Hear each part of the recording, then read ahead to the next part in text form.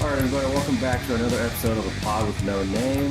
This is officially the Week 3 edition of the episode. Just to start things off, guys, as we expected, before I do that, let me introduce my co-host as always. Always last in your mind, I tell you. A-hole. Here with Tom. Tom, say something. Hey, Tom. This is Tom. Brian. Oh, sorry. And joining us again for, what episode is this now for you? 17. 17. This is the third one, maybe? I'll say like 3 or 4. I think it's Four. Yeah. We did one in the preseason. This is our second regular season. Yeah, it's just 4. Yeah. So, I'm ready. Permanent co-host. Yes, sir. I like it. Anyways, going back to what I was saying earlier, as expected, coming off the brutal loss that the Patriots was handed to them by the Kansas City Chiefs, Tom Brady's pissed, guys, and he came back firing with a vengeance in New Orleans and just took it to the Saints. Yeah, my prediction of them going down 0-2 was pretty close, but didn't happen. It was pretty close for about maybe 5 minutes until Brady threw his second and then third touchdown in the first quarter. Yeah. But, the little stat for you guys, in case you didn't know, previous 3 times that the Patriots have lost in Week 1, they have gone on to win the Super Bowl. So, interesting. Another little tidbit I'll add on to that. The Giants, the first time that they beat the Patriots in the Super Bowl, they started the season 0-2. Yeah, they're one of the, 2 or 3 teams that have started 0-2 and have made it to the playoffs. Yeah, the Giants have beat them both times they've met, so... Yeah. And I think they have the players and the unit to be able to repeat that again. So hopefully Odell's healthy. I don't know. They haven't looked very good, but we'll see. That offensive line is atrocious. Eric Flowers needs to be eliminated from existence. He is an awful tackle, an awful offensive lineman. He needs to be out of the league. Terrible. Agreed. The whole O-line is awful. Agreed. Yes. And it doesn't help that their running backs are awful, too. That also, Need to figure something out. Brandon Marshall can't create separation. Mm-hmm. Offensive line's terrible. Running backs are non-existent. Eli has stank face. Yeah. Defense is good. Paul Perkins is not able to produce, although Orleans Darkwood did show a little bit of promise in the Monday night game, but we'll see how long that lasts. But until then, I guess we'll just let the hype on Darkwood begin. Fan favorite, Orleans Darkwood. Good times. In addition to that, so what do you got? How do you guys feel about the Jags? After that dominating performance Week 1 against the Texans, do you think they're going to be consistent enough to actually win and rely on their defense, or are they who we thought they were and just get wrecked like they did against the Titans? Well, Denny Green, let me take this one because it's close to home. The Jaguars have the ability to be very good if they maintain a certain criteria. The game was tied, it wasn't tied. It was 9-6 at halftime. Yeah, it looked like a defensive shootout. It was a defensive game. Both defenses generated a turnover in the first half. The Jags were playing the way that they need to play in order to win, and that's keeping the ball out of Blake Bortles' hands and, run Fournette into the ground and play good defense. Unfortunately, when things got broken open a little bit, once Bortles got the ball in his hands, things absolutely fell apart. Titans were able to get into a 4-minute offense with Derrick Henry, and we saw how that ended for Jalen Ramsey. It was not pretty at that point for the Jags. So that's going to be the biggest thing. I think we probably mentioned it last week too. Formula is going to be keeping the ball out of Bortles' hands, let him run it. Letting Fournette run it, rather not Bortles. But I think they're still going to be a middling team this year. Yeah. They don't have a quarterback to be able to rely on Fournette 100%. Yeah. In case you guys haven't picked up on it, Bortles is the problem here. I think everything else surrounding him and on the defensive side is good to go. I think they have the unit to be able to get to where they want to be. But, yeah, I think they need to learn from this season already. They need to let go of Bortles or address free agency or trade up in the draft. I think maybe if they tame him, I feel he tries to do too much, and then when he makes a bad play, he tries to make up for it. I think if the coaches sat back and said just to chill out, follow the game plan, do what we've been doing, it'd be fine. But he's always going for that big play and doing too much, and then it's interception or a fumble or a turnover or something. So yeah, just stick to Fournette. If you mess up, forget about it, move on. He just doesn't seem to forget about anything. Yeah. He just wants to be the superstar. So. Well, they might not need to trade up for Bortles. They'll probably already be in the top 10 anyways, depending on how their defense will like to hold up the rest of the season. Well, luckily for them, there's 4, maybe even 5 good quarterbacks in the draft this year, depending on how they want to go. There's obviously the big 3, Rosen, Darnold, and Allen. Mm-hmm. And then there's guys like Lamar Jackson might be in the mix. He has improved as a passer. So he could be the next Deshaun Watson. Mm-hmm. And then there's Baker Mayfield. That's a little bit of a Johnny Manziel risk, I think. Yeah, but character-wise. Yeah, but there are options this year, and especially those top 3 guys are very good. Mm-hmm. There's a lot of guys that, like Tom Brady, Drew Brees, that have to be franchise tag next year. But I don't think they can be, right? Breeze can't. And can be, yeah. Brady's, if he is, then Garoppolo, they're not going to sign Garoppolo as well. So there's multiple options there for the short term. Yeah, and somebody like Cody Kessler said his name a million times. Yeah. Very underrated, I think. Yeah. There's just a terrible team, yeah. You just stop re-signing veteran quarterbacks. Yes. Luke McCown, Josh McCown, Ryan Fitzpatrick, stop. Well, we talked about the other day, Andrew Luck's going to be gone. So. Andrew Luck, that's actually pretty interesting because he's not cleared to practice. Mm-hmm. He is clearly in a horrible situation. The Colts roster is awful. Mm-hmm. And there was even some talk on Mike and Mike in the morning that Luck may actually be becoming a little bit upset with the Colts. Obviously it's just rumor at this point, but Luck, apparently, according to Mike Golick, wants out. I mean, can you blame them? No, not at all. They find a way to win games last year and this year without Luck. So if they just find a middle-of-the-road quarterback, someone that can just, like an Alex Smith, that can just control the game. They have their middle-of-the-road quarterback, Jacoby Brissett. Yeah. He can win. Yeah, just give him, this first season of his to learn that offense, and I think get those jitters out. And start Marlon Mack. And freaking draft 100%. Offensive linemen, for the love of God. Yeah. Do it the same way that the Cowboys did it. Do it the same way that the Titans have done it. The Jaguars in the early 2000s. Build from the inside out. Yeah. It's not that difficult of a concept to understand. I feel like secondary-wise, if they stay healthy, they're complete at the secondary with Quincy Wilson, Darius Butler, and Vontae Davis, and they got Malik Hooker. I was getting ready to say Hooker. So I think secondary, they're set. They need to help protect Brissett, assuming that he's going to become the starter, for good. Protect him and get him some weapons. Mm-hmm. Yeah. And if Luck comes back and he doesn't want to leave Indy, then you still have your blueprint. It's not that difficult. Yeah. And they have one of the best GMs in the league. It hasn't proven it yet, but Chris Ballard is highly coveted. Mm-hmm. So, anyway, on to more depressing news. Ezekiel Elliott is fat, dude. He is fat.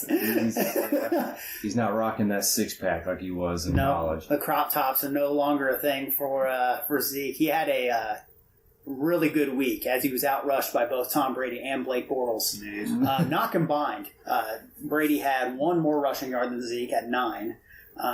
So obviously, Zeke with his 8 rushing yards on 9 carries. Not a good week against the Broncos. Yeah, we'll definitely get into more about Zeke when it comes to my section. I expect him to have a slow start, but not to be so out of shape and so into all the public drama he has right now. I thought he'd be more focused, but no. Yeah, and what I saw, you could look at the game and say that the Broncos came out and they beat their ass. Straight up. The Broncos played out of their mind. Yeah. But when I was looking at replays and listening to LaDainian Tomlinson on NFL Network, Zeke quit. He straight up gave up on that game in the middle of it. So that's troubling. Whether or not it's the courtroom battles that are finally getting at his psyche, if he needs to take a step away from stuff. Yeah, I think it would have been best if he would have just accepted the initial punishment. Because now it's going to dwell on him the rest of the season. The NFL's attempt to kind of expedite that suspension process or whatever legal terms they were using, that got blocked by the circuit court in Texas or whatever it was. And there's other things like Dak talked about how it doesn't matter who's at running back. Yeah. So that probably got into you can tell he's a young guy. He's just not there. Dak seems more mature, but Zeke just needs to get it together. Yeah, he's got somebody needs In to order get him for Dak to play well, Zeke needs to play well. Yeah, control the tempo of the game is what the Cowboys need to do with their offense. Yeah. Their offensive line, they need to be running and running and running. You just control it. Yeah.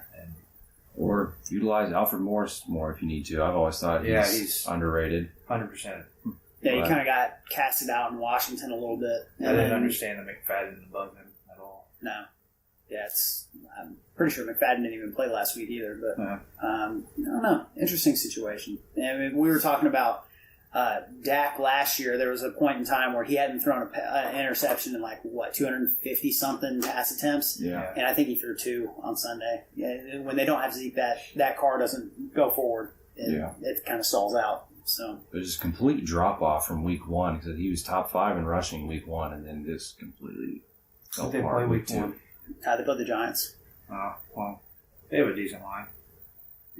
Yeah, they have a good defense. That was probably more game flow, I guess. Yeah, 100%. When you're down, 42 points. Yeah, well, when you're not afraid of their offense either, I mean, you take risks probably. Yeah, and they didn't have Odell, so. Yeah, I didn't watch the game. But. Yeah. But contrary to horrible performances from a running back, let's talk about one that's creating a storm here in the NFL, and that is Kareem Hunt. He had another solid performance against the Eagles. Yeah, well, solid in the second half, I would say. The first half was a little bit quiet, but he turned it up later. He had one, like a 53-yard play. Yeah, but it's still good. Yeah. Definitely.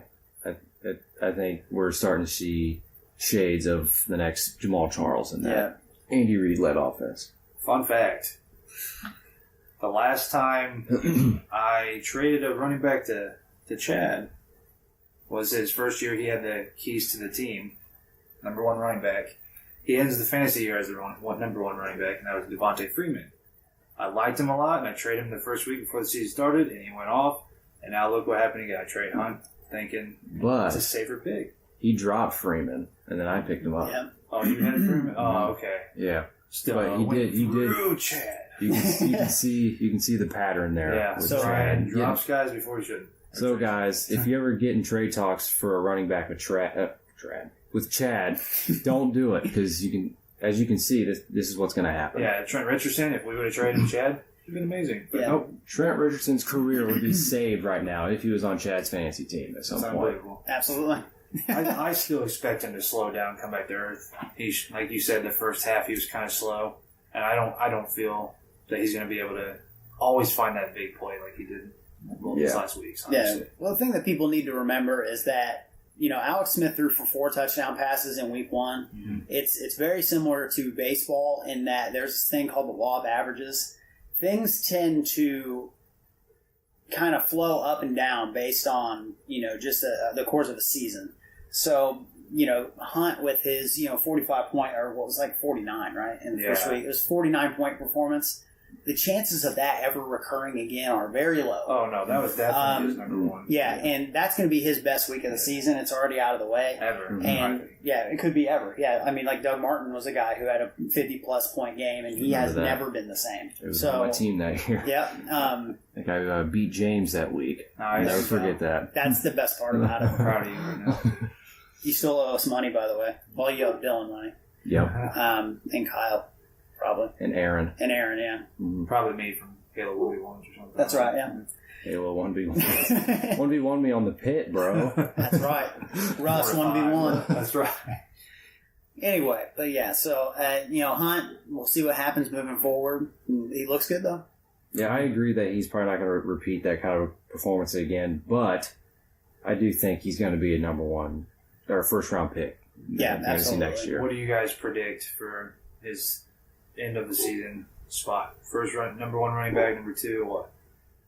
I think he's going to be top 5 for sure. I mean, right now he's the leading rusher in the NFL. Yeah, and leading point scorer probably too. Yeah. So with David Johnson out and Bell with a slow start, I'm thinking he's the top 2 with my boy Devontae Freeman. I think those are going to be the top 2. Yeah. And he's looking good. I think Dalvin Cook's top 3 right now. I think he's 3. I don't know who. It's a bunch of new faces in the top. Yes. Even Fournette, yeah. I don't remember who 2 is.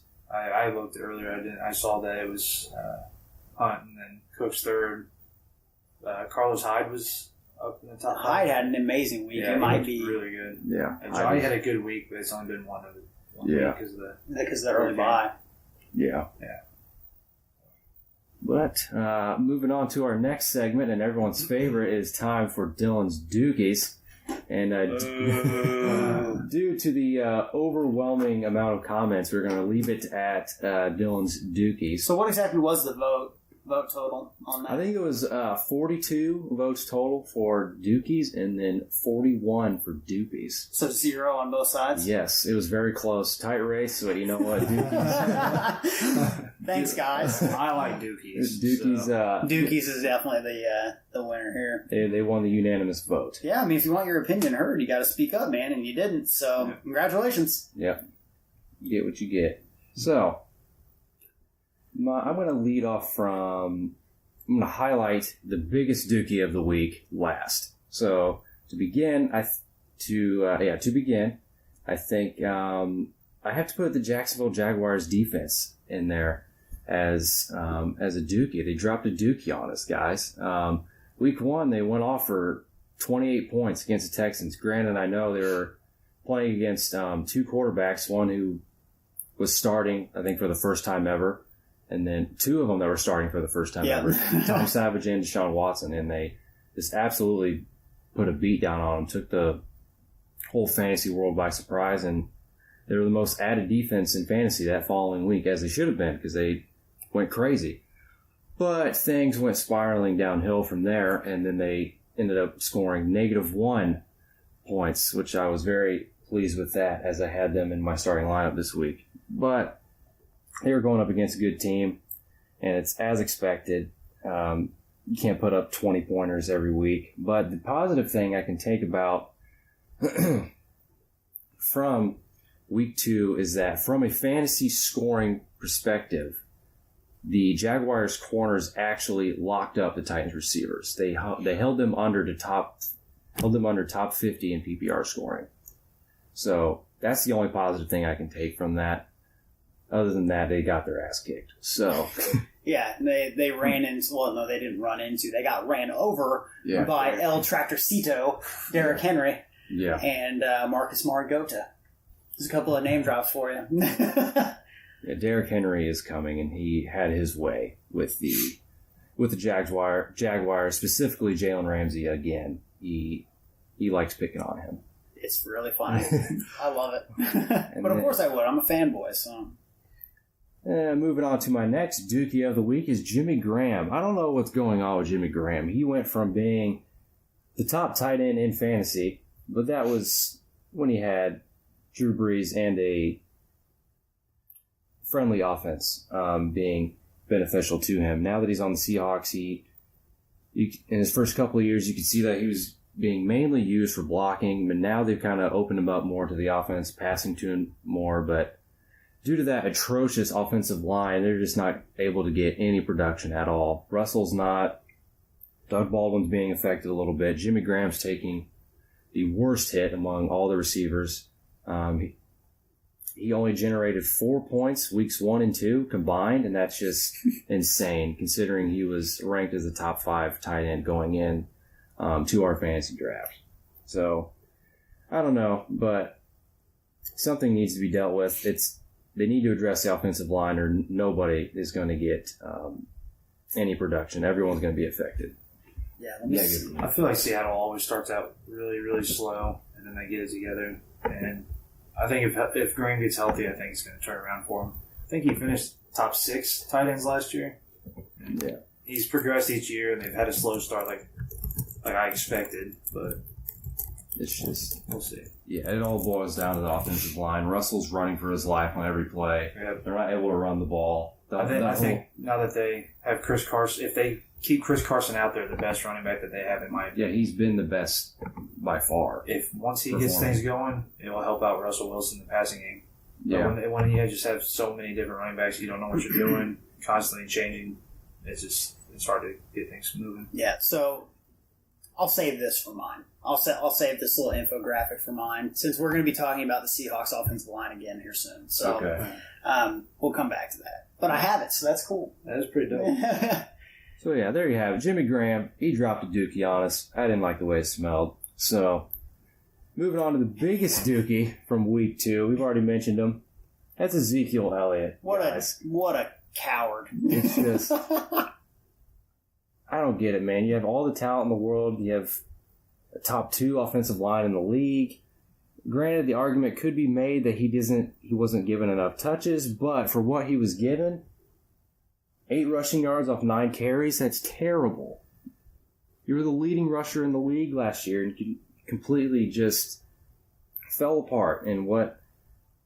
Granted, I realize that the Broncos' defensive line isn't actually... the whole defense as a whole isn't exactly a plus matchup, but still, you're that talented, you should be able to produce more than 8 yards on 9 carries. So, and like we mentioned, he's getting fat now. So that could be part of it.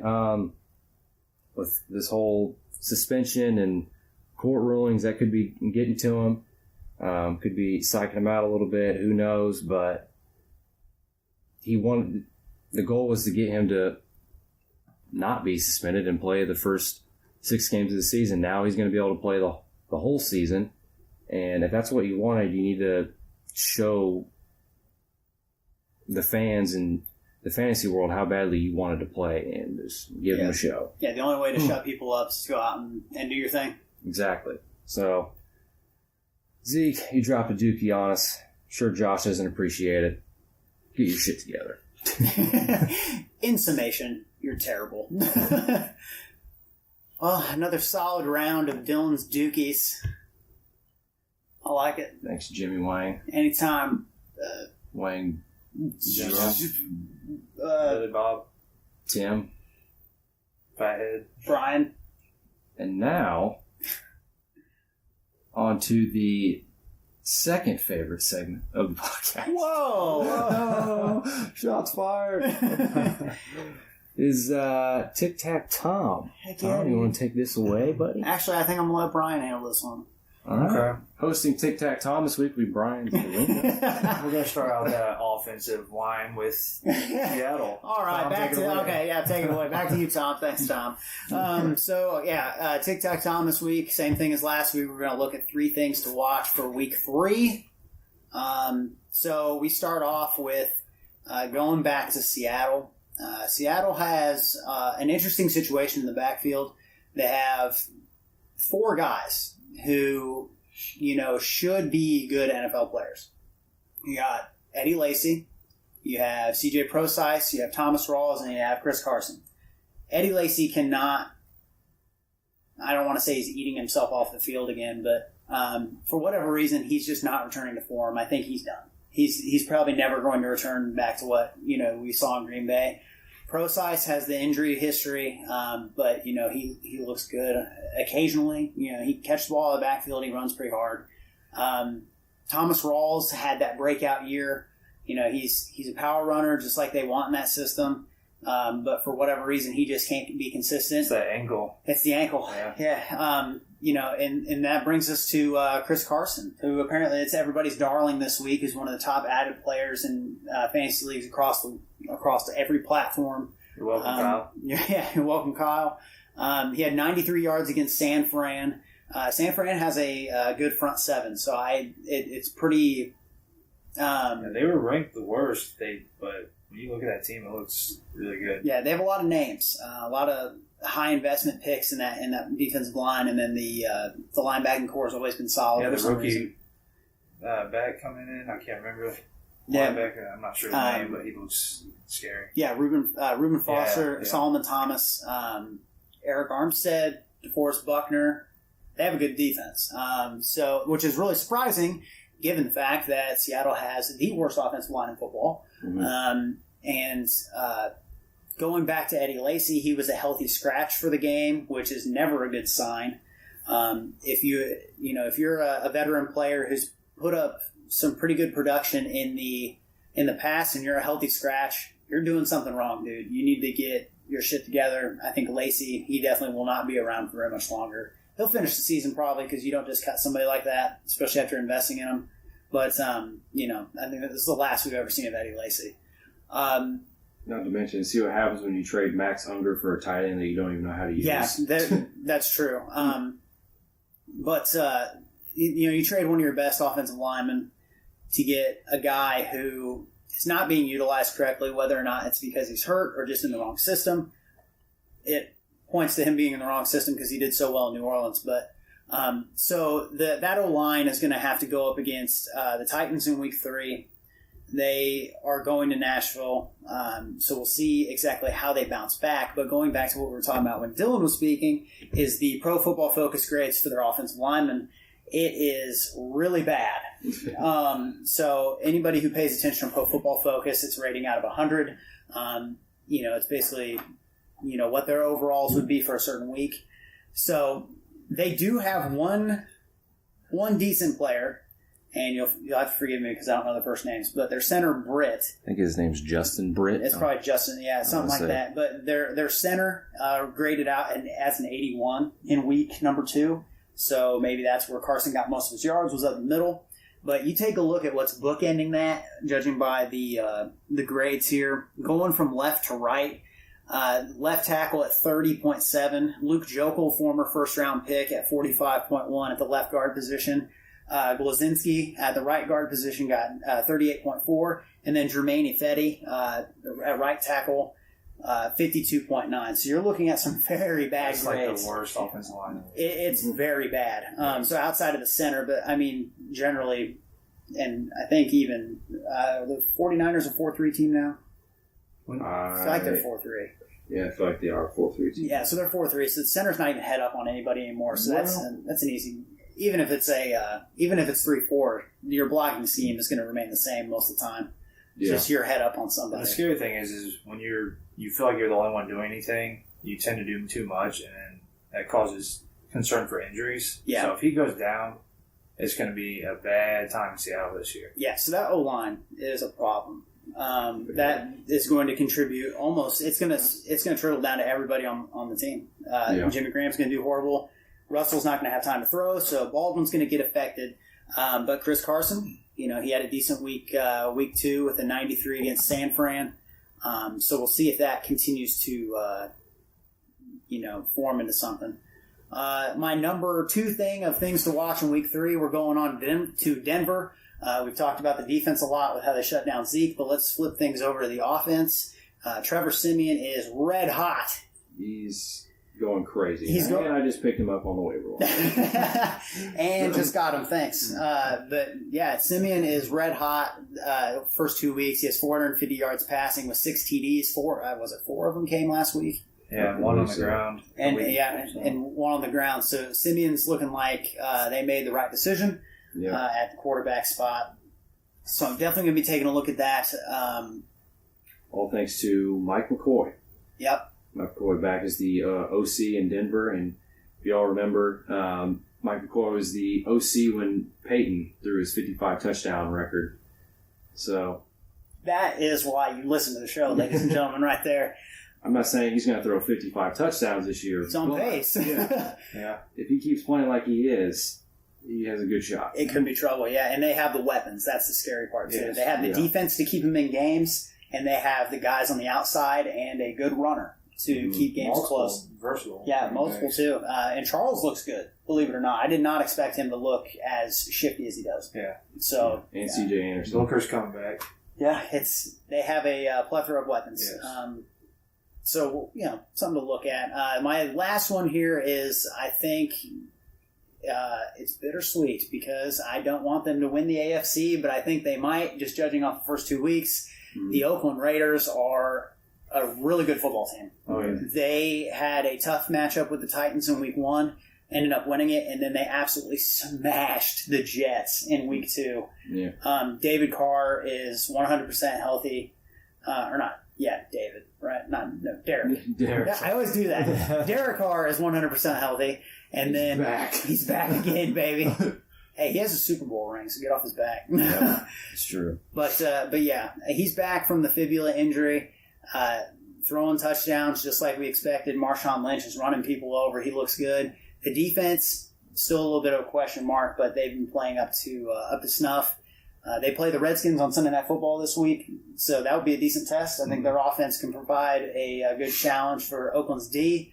And then, we'll get to see Cooper and Crabtree against Josh Norman. So yeah, I expect Norman to shadow Cooper for the most part. But I think this is the year Cooper takes that leap. And I predicted him last year to beat the Patriots, and that injury ruined it. But I'm thinking this year might be the year. It would have been Oakland and New England in the AFC title game if he didn't get hurt. Yeah, they were hot last year. They looked good. And now they added Lynch to an amazing offensive line. Another thing you have to worry about. I think it's Dallas, Oakland, and Tennessee at the top for offensive lines. Oakland's O-line is amazing. It's very good. Donald Penn has improved dramatically. Yeah. And dramatically. Not Derek, David, it's whatever. No one listens to this anyway. He's very good. Yeah, he's good. And even after the holdout, too, he looks like he's holding up pretty well. Yeah. 3 things to watch for. Besides all the other games, that's what I'm going to keep my eyes on. Yeah. And that brings us to the end of the week 3 show of Tic Tac Tom. So, on to the main event, boys and girls. Now to the predictions of the week. We're going to keep it short and sweet this time, not as cluttered.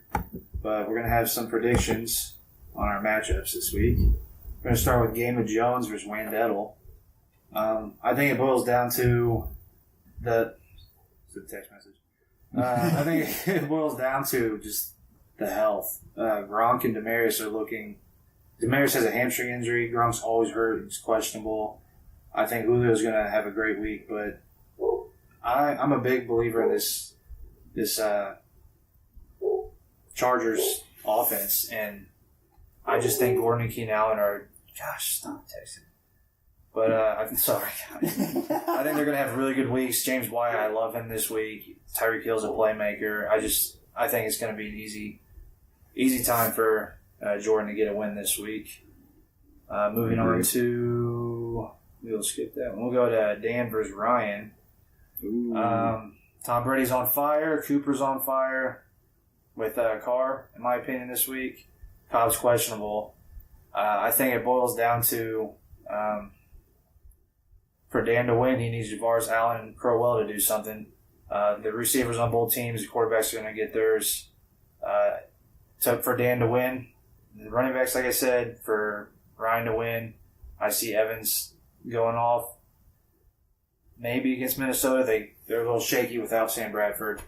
I'm still going to go with Ryan winning this one. I like his overall team better. To the next two, I'm going to let you both defend yourselves on these. Give me your thoughts. But it's Tom versus Kyle, Summer Breeze. Kyle. Jameis Winston up against Minnesota. Like I said, they're looking like a different team. That's a tough one. Jacksonville, I still believe in their defense. Macklin. McCoy has Denver. Just some hard matchups for Tom. I think that A.J. Green gets it done this week. If Jordy's healthy, it helps Adams, in my opinion. Carson's up against Tennessee, that's rough. Gurley has San Francisco. I have lost faith in A.J. Green. Yeah, I don't think anything good is going to come out of Cincinnati this year. I think he's going to get plenty of catches because there's just no one else to go to. Mixon's not getting the ball yet. I think it boils down to A.J. Green getting a lot of catches. If he produces, I think Kyle's going to win. But both of them have difficult matchups, and it's a coin toss, in my opinion.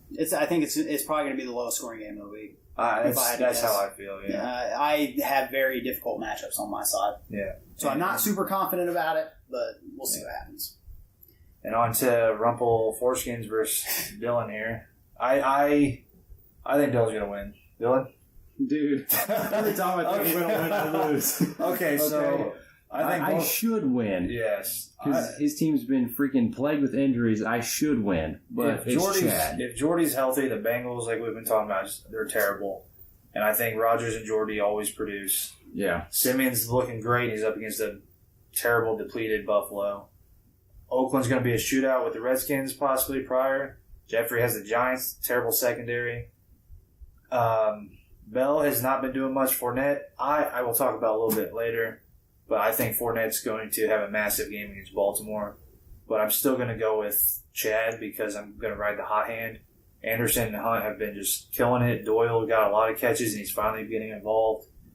I've actually considered benching Fournette this week for Tariq Cohen, just because Cohen's getting past the ball like 9 times a game. So he's the number one target, number one everything right now. I don't know. I'm still deciding on it, so we'll see. Fournette's just a good talent, but I'm going to go with Chad just because of the hot hand.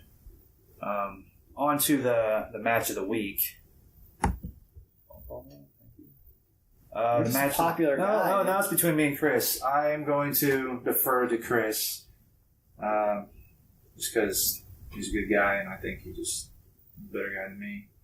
But to be fair, when I look at his team, I change my mind. If Odell's healthy, I think it'll be a good matchup. We both have pretty favorable matchups for all of our players. There's not really any difficult defenses on either side. Ingram has Carolina. I think this is a coin toss, just like Tom and Kyle's game. But we're going to go up to the final, the main event, This is match of the week. The best thing in the world. Because if you listen to us, 2 weeks ago, we couldn't stop saying how much this team was going to absolutely wreck shop. Yeah, that is American Dream, Josh, Juice. Yeah. And one of my favorites making the playoffs is Devin. I'm very surprised that both of them are 0-2 right now. So I picked this matchup because they both have solid teams. I still predict that they'll both be on the brink of making the playoffs, if not both making it. See which one gets the win and whoever's in last place. Looking at these teams, Newton has been sloppy, really, really bad. New Orleans' defense is a lot better this year. I think he's going to find a way to score, but and keep the game close. But I sort of fantasy points. I did see you picked up Carson Wentz. I would believe you'd pick him. That would change my opinion. On to the next one. Des Bryant up against Arizona. The Colts, we're doing well against them, and it comes to how Dak and Zeke play. I think Des is always solid. I think he's going to do well. Tate had a slow week last week, but up against Atlanta, I think it's going to be a big shootout. I'm predicting in the 40s for the winning team, 35, like around 75 points total. I think Tate's going to have a massive game. Ajayi's going up against the Jets. He looked good this last week, and the Jets are just awful. And unless he's questionable, so unless he's just trying to stay healthy, I think they're going to run him through the Jets and score a few touchdowns. High looked amazing. I love him. The Rams are definitely a decent team, and Tom predicted them to go 2-0 last week. I could see them shutting High down, but I believe in his talent, and I still believe he's a top 10 running back. Jordan Reed, I can't say much. If he's in there, he's amazing. If he's not, he's not. We'll see. He's always. Yep, I think it's his chest again. It's his toe, it's his chest. He's got 87. Oh, he's had 87 concussions. I think it's actually one concussion away from dementia. Yeah, they need to get him out of football, but stop playing. Yeah. Just I thought you were bad. You just die every time you're out there. Yeah. Worried for his sake. I think that Matthews is going to have a rough night. I would assume you would probably bench him sooner or later. New England, I think, is going to put up numbers for you. I don't believe in this Houston offense. I believe Foreman's the future, but they're not playing him right now. So on the other side, I figured he would pick up New England's defense. Yeah. Roethlisberger at Chicago. Chicago's looking mediocre this last week. The week before looked good, but that could have just been a rusty Atlanta offense. I'm expecting a bad game out of Roethlisberger, to be honest. Antonio Brown's going to get his like he always does, but I just don't believe in Roethlisberger staying consistent. He's not good on the road. Yeah. Brandon Cooks, they need to find a way to utilize him a lot better. With all these injuries to the team, I feel that James White's going to be more involved, and I think that's going to take away. I think Amendola in the slot gone now. James White coming in, they like James White. They're going to use him. Which has nothing to do with Amendola. I don't know if I brought that up, but Cooks is going to have a few plays here and there, but it seems like he's always double covered or something, and it's just going to be passing off interference or something. I don't believe in it too much. Lynch, I like him a lot. Goal line, he can always break out for big games, but that's a passing team, and I'm impressed, but not impressed. So we'll find out. Elliott's, once again, he's fat. He's gone up against Arizona. They can't figure themselves out. I don't know. It's going to be on him. Yeah. Because this Arizona secondary is good. Yeah. Ebron looked good last week, but I just don't believe in him being consistent. Anquan Bolden's gone now, and Ebron's a big target, but they have Galladay coming in. It's going to be a high-scoring game, but I think they're going to go through the running backs. Golden Tate. I think it's going to be a rough game for Ebron as well. So, on to Riddick. I think he's going to have a massive game. I'm thinking 25-plus points, fantasy-wise. Pittsburgh for Riddick. Montgomery looked good against them last week. Yeah, that's what I'm... They have trouble covering backs out of the backfield. 100%. All the satellite backs. And Abdullah, he had his best game last week. The Lions have never had a 100-yard rusher in one game, and Abdullah had 87. It's like maybe a 6-yard per carry. I don't know, something close to that. He looks solid. I think they're gonna. It's gonna be a shootout. Pittsburgh, I don't know. I do believe in Chicago. I feel like they're a good team. They just can't finish, and I think they're gonna put up some points against Pittsburgh. So I don't expect them to go off. So my biggest prediction for this is if Ajayi and Hyde stay looking like they did this last week, staying healthy for Ajayi, I think Tate's coming back. I would predict Devin to win this.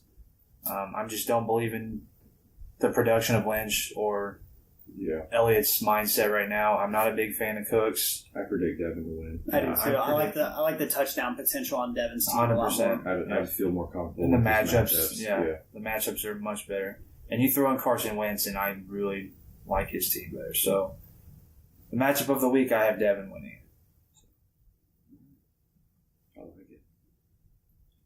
Well, guys, it's time for our final bold predictions of the week. I'll go ahead and start us off. So, Brian, you mentioned that Cam has been sloppy these past couple of weeks. Here we go. But however, put the gun away, Dylan. God, dude. Jesus. I'm not saying you're wrong. It's taken him a little bit to get back into form. He missed almost all of preseason, but this past week he definitely played a little better. He was overthrowing people less. And even though he couldn't score an offensive touchdown, he looked better just all around, like with his mechanics, his throwing, looking for the check down. Looks like he's finally starting to get back into groove. With that being said, I think he has a plus matchup against the Saints. Their secondary is not very good. I.e., Tom Brady went crazy on him. Granted, Tom Brady. Yeah, I was going to say, Camden is not Tom Brady, but he's also played the Saints twice a year for 7 years now. He knows them. He knows how they run their defense and what they like to do. So I think we're going to see a breakout game from Cam this week against a questionable defense from the Saints. I think he's going to be the highest fantasy scoring quarterback for this week. That's bold, especially with him not having much rapport with McCaffrey right now, the new guy, and even with his main guy, and Olsen. I think Devin Funchess steps up. I think Kelvin Benjamin gets more targets. Man, we come Russell in here. Shepard's going to get utilized more in the slot now. We come in here and we put bold predictions on this, but you bold the bold every single week. So, good point, man. I'm about to follow suit though. So if you're finished with that, I predict with the Jags-Ravens game that the Jags are going to come out and show us who they really are, and I think that they're going to win. The Ravens have looked phenomenal. Only one touchdown, 8 turnovers going in their favor. Granted, they played the Browns, I believe. Who did they play last week? They played the Bengals. Yeah. Yeah, the Bengals when they absolutely decimated Andy Dalton. So, sorry, they're looking really, really scary. But I think that they're going to. With last week, Robinson went down 2 weeks ago, and they were just getting everything handled and situated. I think Fournette is going to be like, this is my time. He's going to put this team on their back. He's going to rush for 125, 150 yards and multiple touchdowns. The defense is going to make a play, get the ball in the end zone at least once. I'm just predicting this is the week the Ravens lose. I'm predicting a decent scoring game, probably 24-18 in favor of the Jags. Okay. Bold. That is bold. The Ravens have looked really good on defense. Yes. And, they have a stout run D line, so that's why I'm considering not playing Fournette this week. I don't know, though. Hey, as long as Jeremy Maclin continues to catch, 4 balls for 20 yards and a touchdown, I could care less. So last week I told Dylan, he ended up winning, but I told him to start Hogan over Pryor, and he didn't listen to me. Look what happened. He barely won that. So you might want to keep Fournette in. Just saying. Just saying. All right, that brings me to me. Brings us to me. And I. That's right. Okay, so mine isn't. Well, I guess it could be team related. Maybe. I don't know. I could throw in a bonus one just because Brian's over here talking about his former best team or former favorite team, and then Dylan's over here talking about his favorite team. Well, who's your favorite team now? Vikings, baby. I'm a Vikings fan. Does it change every year? I've been watching for the last 3 years, but I quit watching the Jags in 2008 or something. I said former. Yeah, no. I don't know. Okay. I'm just curious. I didn't have a team. I was a last time I team. thought it was the Texans. It was at one point. No, I liked what they were doing. I liked Aaron Foster, but that when he left, that was I was a Jags fan for the longest time. They just made a lot of bad decisions and just hated the way the team was looking. I loved Aaron Foster, so it was more of I like Aaron Foster than it was like a side bitch kind of situation. Exactly. But Dalvin Cook was one of the few running backs I watched in college, and I loved him. The Vikings D's look good the last few years. I actually do like Sam Bradford, so Vikings are. But off the top. Well, as I can corroborate all these stories because when I walked in here, you're sitting there playing Madden. Yeah. Putting a beat down on the Panthers 19-0. 19-0 in the third, baby. We'll turn back on. Was that a season game? Yeah. Okay. I'm assuming you were the Vikings, correct? No. Everything he just said was a lie. The Dolphins got it. Yeah, makes sense. But anyway, I think that to go off and start talking about my favorite team, Titans have an extremely important matchup this week against the Seahawks. It's a game that I wanted to go to, but since I have no friends, no one will go with me. That sucks, man. That does suck, yeah. All right, I'll see you guys later. But I think the Titans win this week. I think they take down the Seahawks. That offensive line is horrible. Titans don't have Corey Davis, unfortunately, this week. That was announced just 30 minutes ago or something. He's not playing. I think Derrick Henry is going to take the lead this week in the backfield. I think they hold Murray out for the week.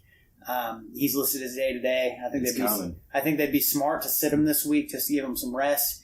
Derrick Henry is going to win that starting He's job. going to immortalize himself against the Seahawks this week. So they take that home. But anyway, my real bold prediction this week is not team-related. It's not player-related. It's more fantasy owner-related. And we have a very important matchup, not only for our psyche in the league, but... that's why it hurt me so bad to say it. I know. It sucks because we want him to lose so bad. He keeps winning.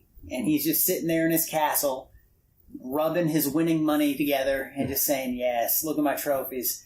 But Chad, you're finally going down this week, and it couldn't happen to a better person. Let's go. Dylan gets off the schneid and takes down Chad. You have never beaten him, right? I've never beaten him since he's been in the league. I haven't. It's a trap game. That's why I like this pick this week. I think Dylan finally gets it done. With a massive performance from Fournette, baby. From Leonard Fournette. Bell's got to go off sometime, so I could see you taking over. Yeah, they definitely gave him a lot more touches against Minnesota, like typical touches for him. But Minnesota's defense is very good, so it is hard. But he's got an easier matchup against Chicago, so we'll see how that goes. Yeah. And Chad's team is injury-ridden. Yes. And if I don't win, I suck at fantasy football. Well, you already do suck at fantasy football, but eventually you'll have to get your first win against Chad. I wish it was a little bit more of a prestigious game, but his team looks hot right now. But I could see it going in your favor. Yeah. Basically, what this amounts to is we're going to pick against Chad until he loses. So, yeah. I named on my last prediction. I picked Dylan to win. There it is. By 37. By 37. Biggest blow of the week. Don't let me down, man. Just keep rolling. Just keep it going. All right. Final thoughts of the week, gentlemen? Anything you're looking forward to in particular? I want to see who gets that win. Who's the last person to get a win? And Devin and Josh. I'm excited to see that. Someone's going 1-2. Someone's going 0-3. 0-3 is not a death sentence by any means. No, it's not. Nope. But I've started 2-0 and then lost 7 straight, and I've went the other way, went 0-2, and made the playoffs with 10 wins. So it's possible. It happens. It's all about who gets hot at the right time. That's right. Dylan, you got anything for us? Just look, Chad. Big Brother finale. Big Brother finale. I'm excited. Probably no one who listens to this Well, given that is. Given the only people that listen to this are us three when we record it. Yeah. You know what Big Brother is. But I do. I haven't watched it in a while, but since about 2009. It's the 2-hour finale tonight. Pretty excited. I'm starting a new show the night of. Nice. On HBO. Or watching Attack of the Titan. Who's that? It's like have you seen, it's like a murder investigation show. I'm not sure. It's on HBO.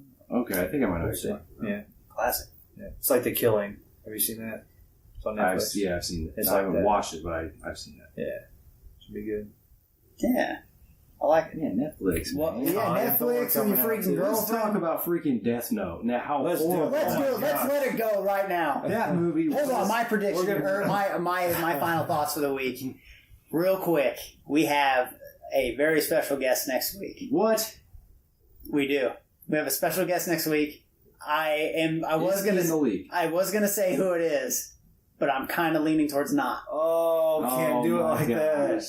I've scheduled it. Oh, we're bringing him in. What day? That's a great question. Now cut the mic. The rest of the show's over. But yeah, we have a special guest that'll be tuning in, joining us, I guess, via probably Google Hangouts for our episode next week. If you say Chad, I quit. As long as I can't Chad or Kyle, we're good. So. It's not. All right. Okay. I know it is. Who? We'll talk. As soon as the feed's cut. Yep, that's right. So we have a special guest, so you guys have to tune in next week for that. Nice, man. Yeah, so I'm doing some underground work, It's Robbie Anderson from the Jets. Oh, Robbie Anderson. God. Okay. Can't wait. I'm just kidding. It's I not can't him. But yeah, so special guest next week. Anyway, back to Death Note. Jesus Christ, dude. Death Note. If you don't care about anime, we're gonna give you 10 seconds to get out of the thing. I think Jordan Young has watched Death Note. Don't watch the movie if you haven't. Please don't. He did. He watched it. It's awful. Only good thing I can take away from this movie was I liked Ryu. He looked cool. He sounded. He wasn't utilized the way. No, he was not in the movie enough. But the way he sounded, his personality, the way he looked, I liked it. He was not involved. He didn't care or anything. He was just not there. enough. It was awful. Yep, I agree. I give it a 2.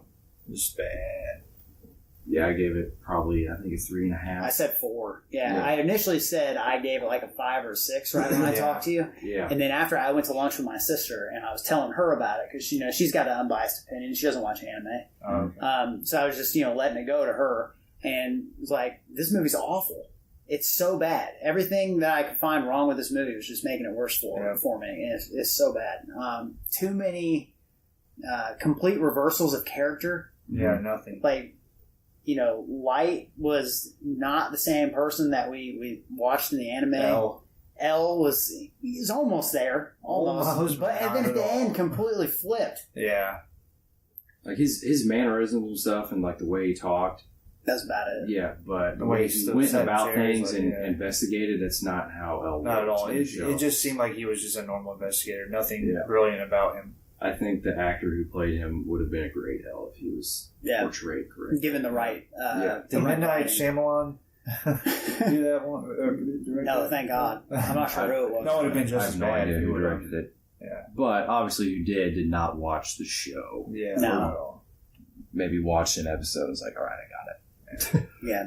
It's going to be an obscure reference and hopefully somebody gets it. But it's like taking a look at the cover art for the original Mega Man game on NES. Take a look at it, and it's a dude wearing a suit with a gun in his hand. It's like if you told somebody just a basic synopsis of what the game's about. Oh, it's this guy that runs and jumps and shoots robots with a gun. That's what you got. Yeah. It's this kid who finds a notebook that can kill people. That's exactly what they were told, and it did not work. It's not at all what the show was about. They didn't capture the, I guess, just the general feel of anything. tried to condense everything down into an hour and a half, and it just did not work. Horrible. Such a disappointment. Yeah, I hate talking about it. It was just that and the Airbender. They break my heart how bad they were. I remember watching that movie with you. Yeah, those were the worst 2 movies ever. Not to mention, they forgot like one of the biggest plot points from the show, and that was Ryu offering him his Shinigami eyes, which they didn't even refer to as Shinigami in the show. There was one part in the movie where you can see it written in the notebook, the word Shinigami. That was it. This is the only reference to it at all. Yeah. As long as there's no sequel, maybe they'll just make a new one. I doubt it, but I mean, it flopped so hard. it was so. If you watched them separate and they had different names, and you just took out Ryuk, you wouldn't know at all that they were the same. I would have enjoyed Ryuk if he was in the movie. Yeah. You got to put your investment where your stars are at, and that was with William Dafoe and Ryuk. Exactly. I did like, though, to point out a positive note, no pun intended, but I did like towards the end when Light and Maya were on the Ferris wheel. I did like how later on after that they showed how Light actually planned out all of that entire sequence. That's something he would have done in the show. So I did like that. However, that entire scene did not happen in the show once. Yeah. So. Well, the thing I hated is they just never made them out to be geniuses. It was just basic stuff that anybody could do. Anybody could figure those things out. Anyone can trick people, especially if you have a little bit of time and you want to fool them. You want them to die instead of you. I don't know. L was the biggest disappointment for me. Yeah. The fact that they just sit down in a diner and L's like, hey, it's you and I know it. Yeah, I didn't like it. How do you know that? Yeah, you have no reason that you could know that at this point. And the mask, he just came out. He didn't even have a reason to take it off yet. And he just comes out and takes it off. Yeah. Like, it just was...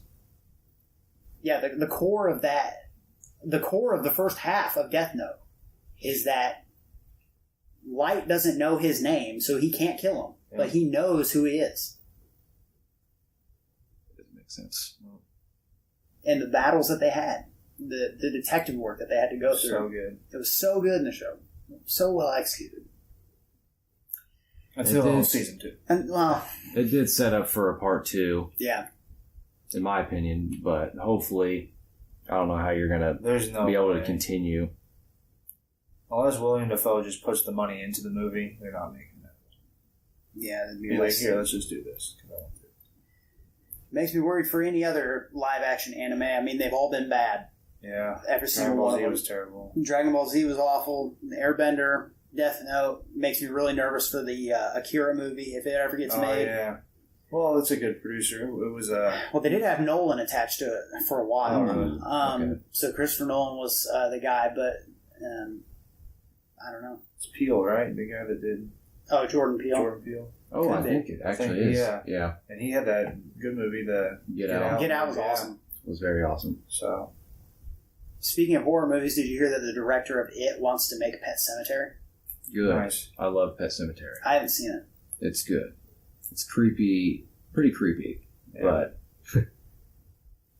yeah, it was good. That would be a good move. Don't ruin It yet. I haven't seen it. You haven't seen. You probably are not going to see it.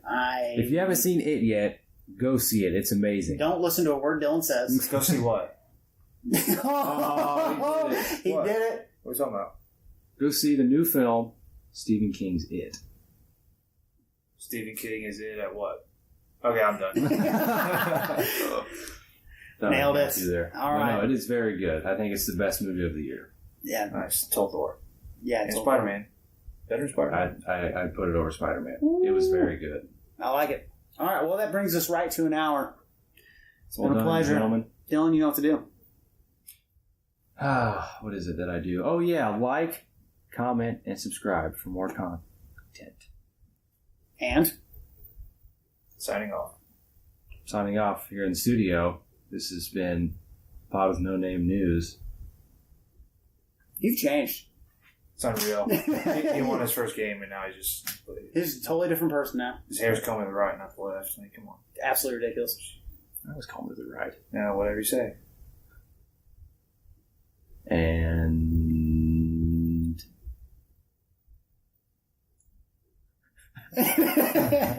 We'll see, guys.